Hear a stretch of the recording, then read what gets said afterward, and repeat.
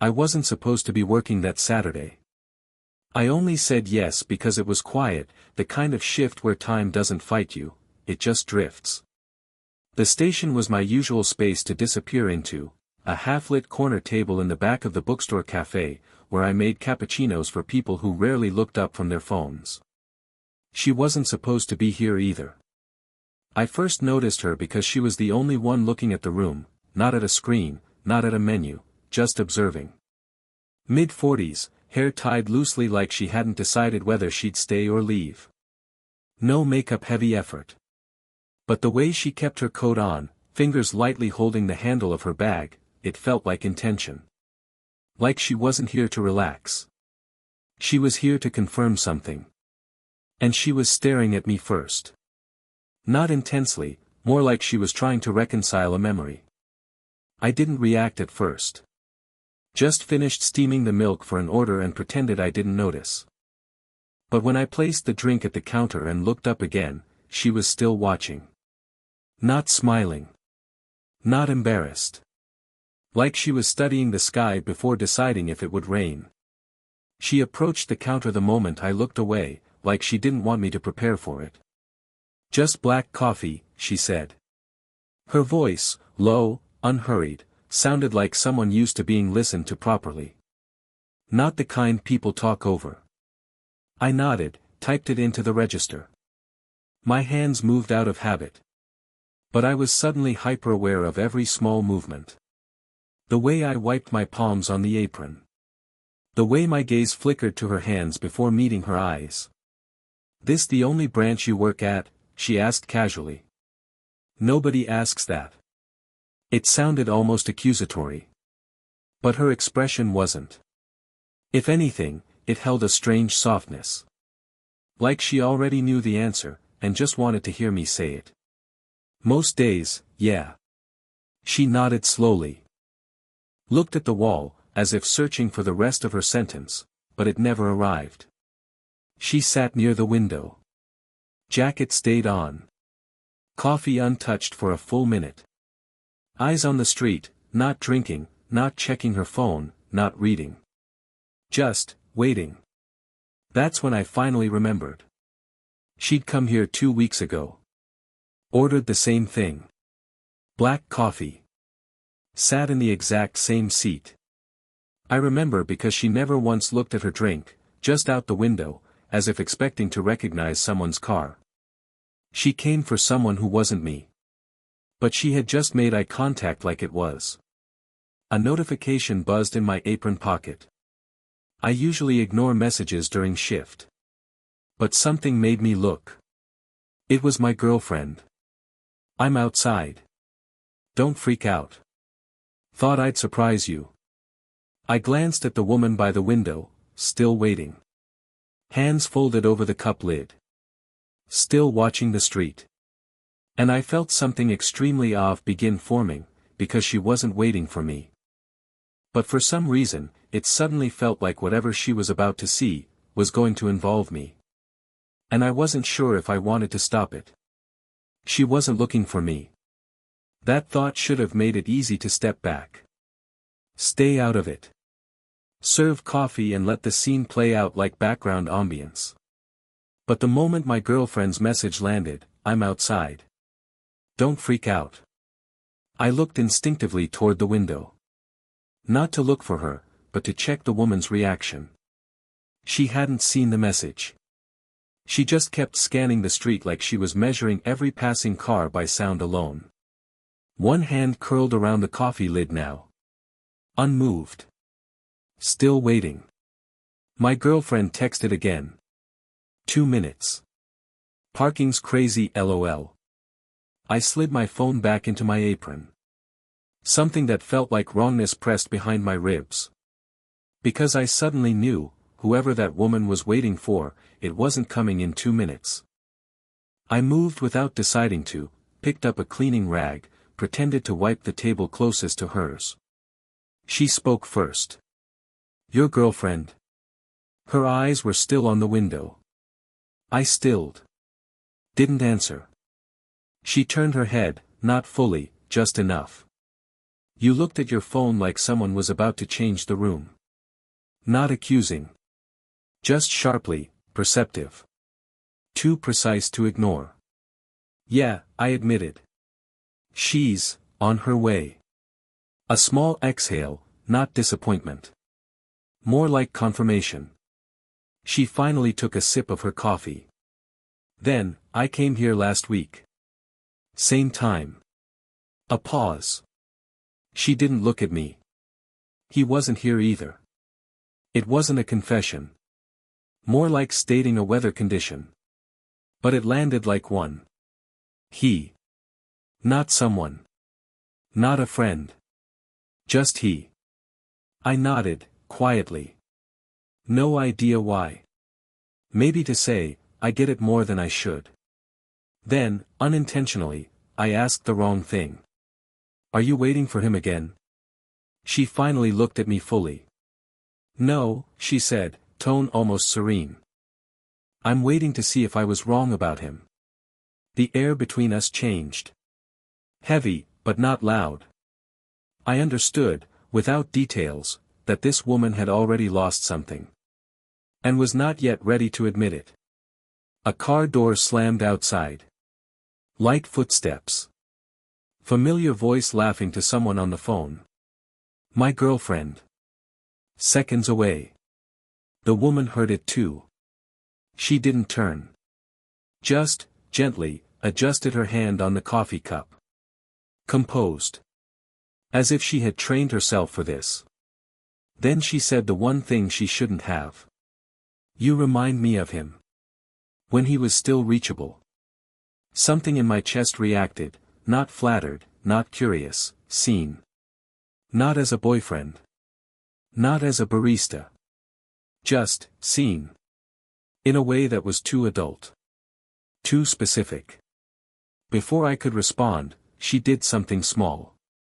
She slid her cup slightly toward me, not offering, but aligning it directly in my space. Like a silent handover. Not a touch. Not intimate. But not accidental. And I don't know why that moment stayed with me, maybe because it felt like someone finally saw me. The bell above the door chimed, the kind of sound that reset the entire room. My girlfriend stepped in, breathless from rushing, smiling before she even spotted me behind the counter. She always filled space before she entered it. That was her nature. The woman by the window didn't move. Didn't pretend not to notice, she simply allowed the moment to arrive without reacting to it. That, somehow, made it worse. Because my girlfriend looked at her first. Not at me. A single half-second of evaluating presence, stranger, older woman, alone, harmless, and then her eyes finally found mine. Hi, she mouthed silently, lifting her hand just slightly as if to wave, but didn't, because she remembered this was my workplace. I looked back at the woman. She was still facing forward now. Not at me. Not at her. At nothing. But I realized, her breathing had changed. Almost imperceptibly, her shoulders had stiffened. She was not unaffected. And I shouldn't have cared about that. But I did.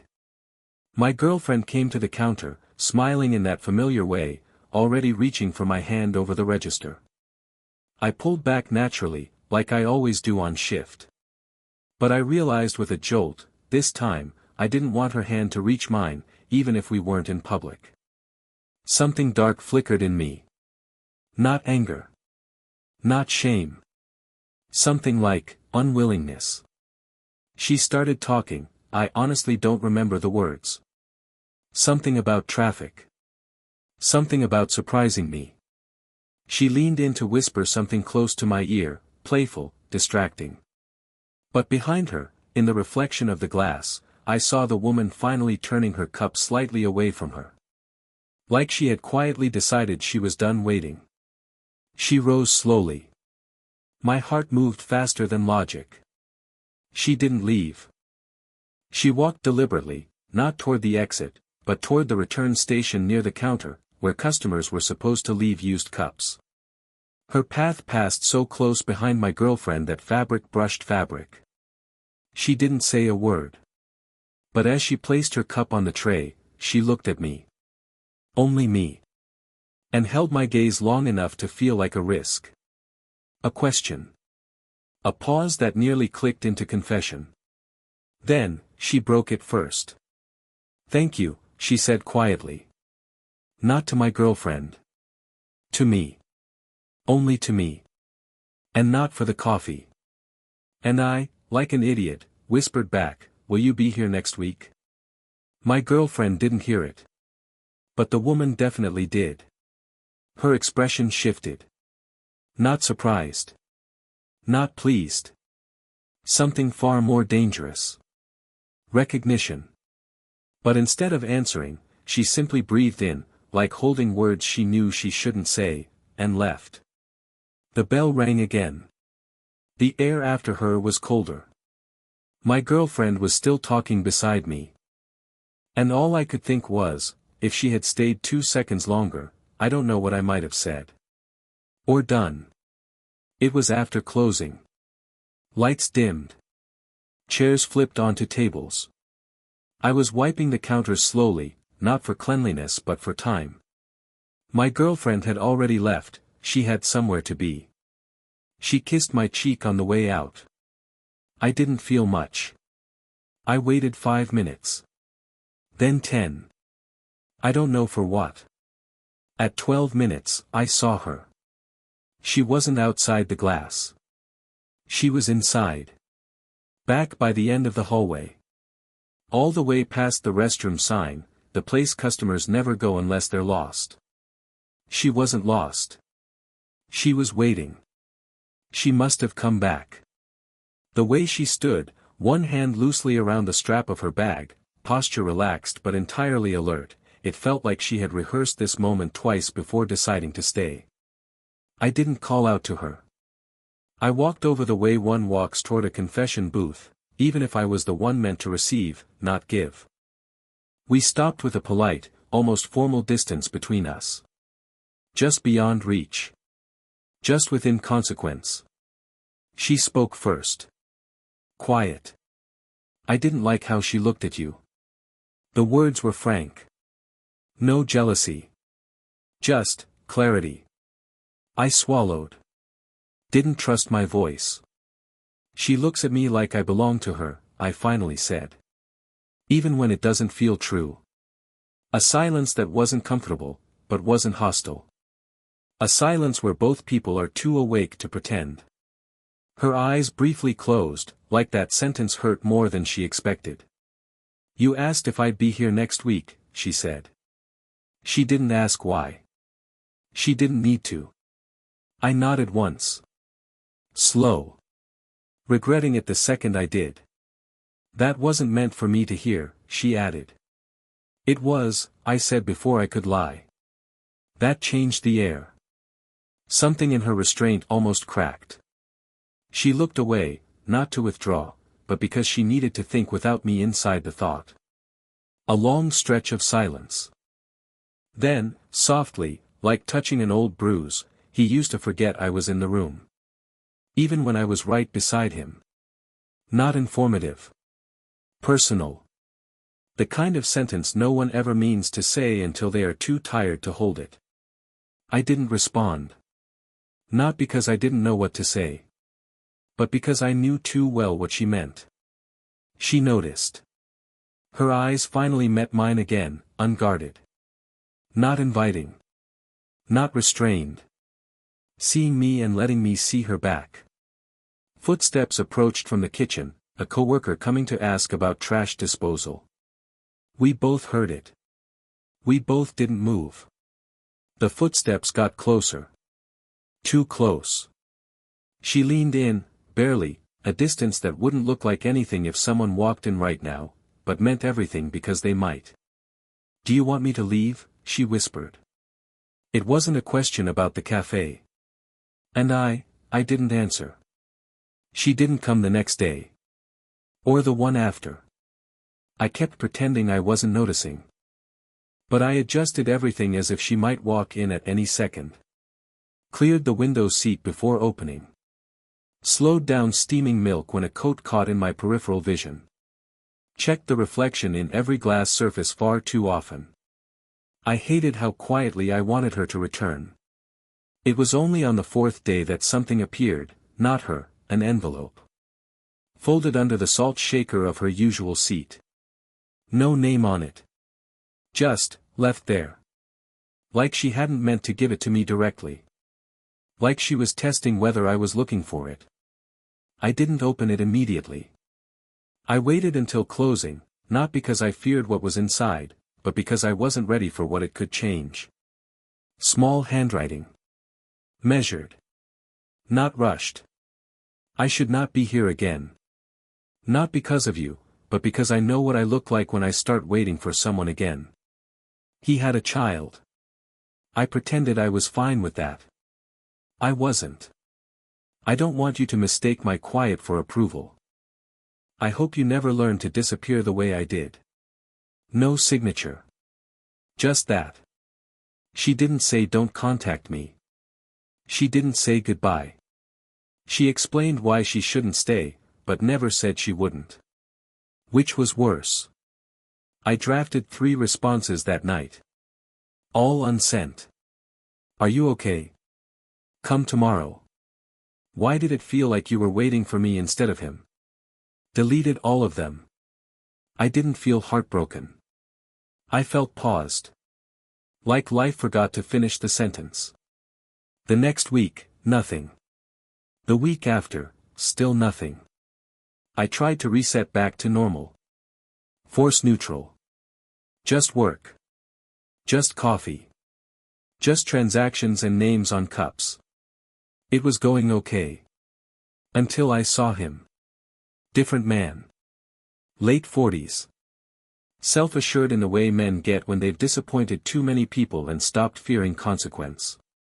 He walked straight in, didn't order, scanned the room, and went straight to her seat.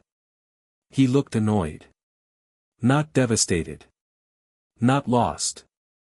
Looking for something he clearly thought was still his.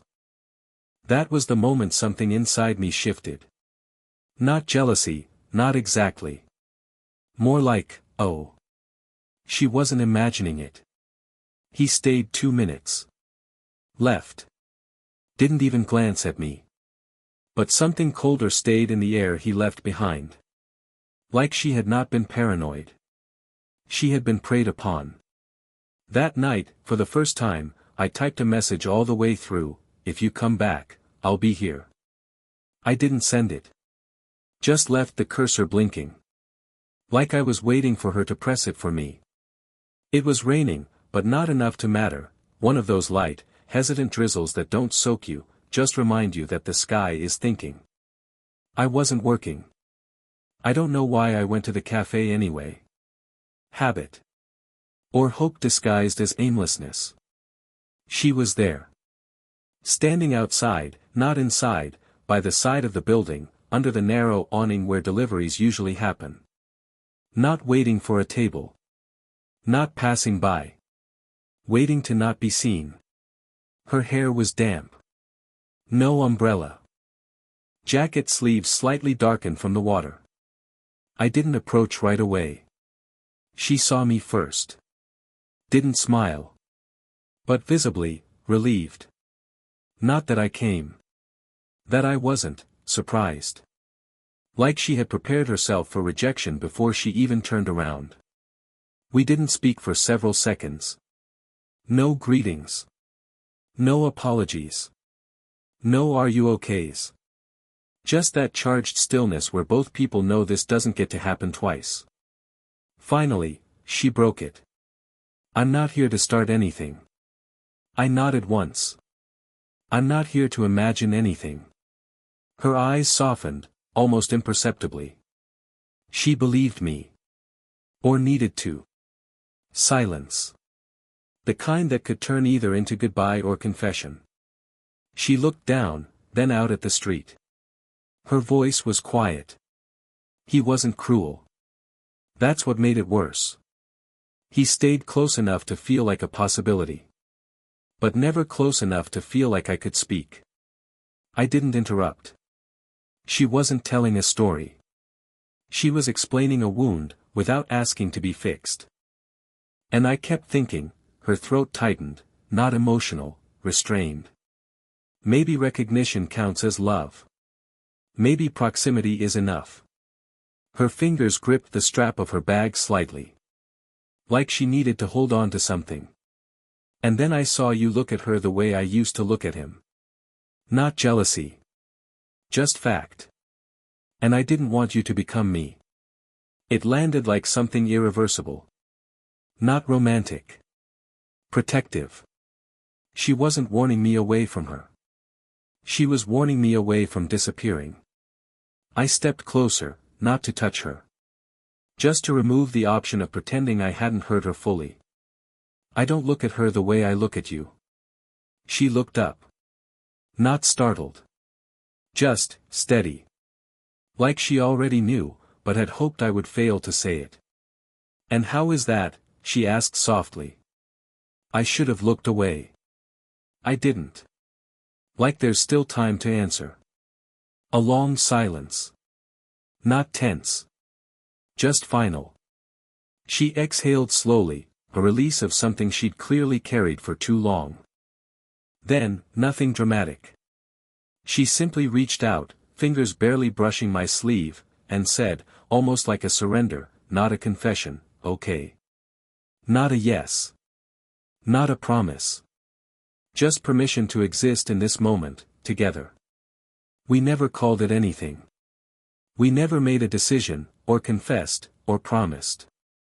We just kept showing up, not always at the same time, not always sure if the other would be there, and letting recognition be enough. It started small. She'd come just before opening sometimes. Before the lights were fully on. She'd wait at the corner table, no coffee yet, just the steam of warm air from the machines and the quiet before the world remembered itself. She drank black coffee now, not because she liked it, but because it was honest. Bitterness feels more respectful than pretending, she once said. She never elaborated. She didn't have to. It's been months. She doesn't sit by the window anymore. That seat was for waiting on someone who forgot she existed. She sits at the booth in the back, where nobody looks accidentally. Where presence is a choice. I don't rush to her. She doesn't expect me to. But the moment I sit down, her shoulders lower by a millimeter, a movement so subtle I wouldn't have noticed it before. Now, it feels louder than words. We talk sometimes. We don't most of the time. It isn't romantic. It is, weightless. Like exhaling after months of breathing too carefully. Once, after close, we walked home, not together, but in the same direction. Neither of us said where we lived. We just kept walking until our streets diverged. Neither turned. Do you ever think about what this is? I asked. She was quiet a long moment. Then, with the faintest hint of dry humor, not while it's still happening. I laughed, which felt strange and necessary. She didn't. But the corner of her mouth did. This morning, at exactly 8:47 a.m., she looked up from her coffee and said, "Do you realize you never look at the door anymore?" I hadn't. She had. I smiled. She didn't return it immediately. But she reached, without looking, and slid her cup an inch closer to mine, the same gesture from the first day, except this time, it didn't feel like surrender. It felt like arrival. I don't know what we are. I don't know if it matters. I just know, something in both of us stopped bracing for disappointment. And that might be the closest thing to love I've ever believed in. Did this story stay with you? What kind of quiet, real love should I write next, for people who don't want fireworks, but want to finally feel seen?